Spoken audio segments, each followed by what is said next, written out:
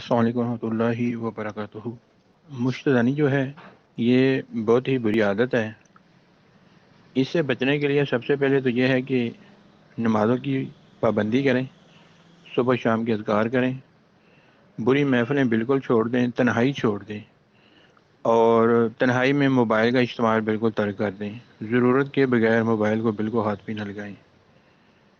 اور نمبر دو یہ کریں کہ چھلکا اسپغول 50 گرام، 50 گرام خشک دھنیا، 20 گرام سمندر سوک، 20 گرام چھوٹی الائچی، اور 20 گرام تخم لاجونتی، یہ ساری چیزیں اچھی طرح صاف کریں، ان کو بری کر لیں، لیکن جو چھلکا اسپغول ہے یہ ثابت ڈالنا، اس میں سفوف بن جائے گا۔